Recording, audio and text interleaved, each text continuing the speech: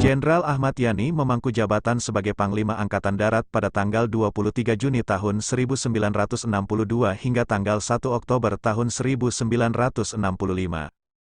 Namun pada saat itu situasi politik di tanah air sedang tak bersahabat. Sebab, ranah politik sedang didominasi Partai Komunis Indonesia, PKI. Walau begitu, sebagai seorang yang berjuang mengusir penjajah Belanda dan merebut kemerdekaan, Jenderal Ahmad Yani tetap berdiri kokoh di belakang pemerintah, apalagi beliau baru memadamkan pemberontakan Pemerintahan Revolusioner Republik Indonesia, PRRI. Memang ketika itu Presiden Soekarno bertindak cepat, agar terjadi keseimbangan politik dan PKI tak menguasai penuh, maka dibuatlah garis balance of power antara PKI dan Angkatan Bersenjata. Dalam sejarah hidup Jenderal Ahmad Yani yang dikutip Viva Militer dari Museum TNI, Selasa tanggal 11 Agustus tahun 2020, Ahmad Yani sebenarnya tak nyaman dengan kondisi negara saat itu. Apalagi beliau orang yang menjunjung tinggi nilai disiplin militer. Hanya saja di satu sisi dia juga harus patuh kepada Presiden sebagai Panglima tertinggi Angkatan Bersenjata. Suatu ketika Angkatan Darat mendapat tuduhan-tuduhan yang tidak didasarkan dengan kebenaran. Dokumen Gilchrist disebarluaskan ke masyarakat. Dokumen itu menyebutkan keterlibatan Angkatan Darat dalam rencana serangan salah satu negara asing ke Indonesia. Mendengar adanya ancaman dari negara asing, PKI melalui Presiden menuntut untuk segera dibentuk Angkatan Kelima, yaitu yang di mana kaum buruh dan tani yang merupakan massa PKI harus dipersenjatai. Mendengar gagasan itu, Yani dengan tegas menolaknya. Begitu pula ketika Yani menolak gagasan nasakomisasi ABRI yang juga diusulkan dari PKI, karena itulah pertentangan antara Yani dengan PKI kian meruncing. Segala cara dihalalkan PKI untuk bagaimana mereka dapat merebut dan menguasai negara. Termasuk mengadu domba 3 matra TNI. Puncak dari usaha itu adalah pemberontakan yang dilancarkan pada tanggal 30 September tahun 1965.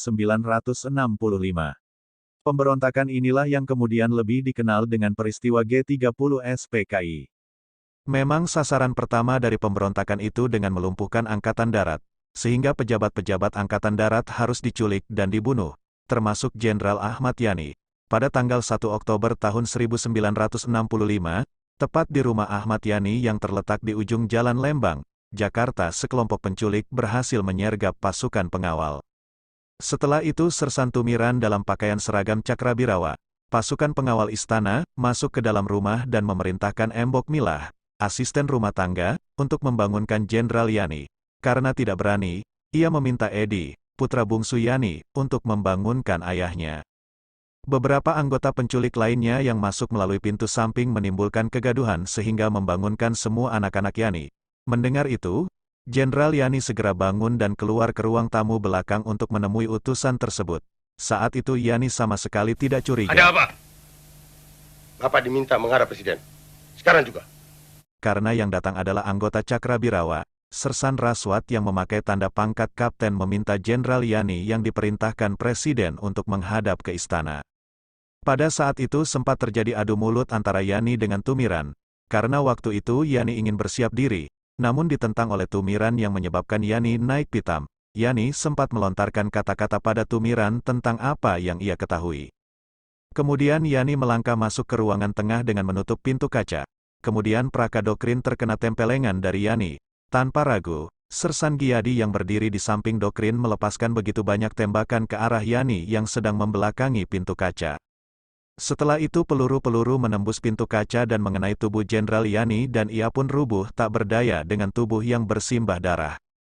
Dalam keadaan berlumuran darah, tubuhnya diseret ke perkarangan rumah dan dilemparkan begitu saja ke dalam truk. Jenazahnya dimasukkan ke dalam sebuah sumur tua di Lubang Buaya bersama dengan para korban lainnya yang juga para petinggi di jajaran pemerintahan.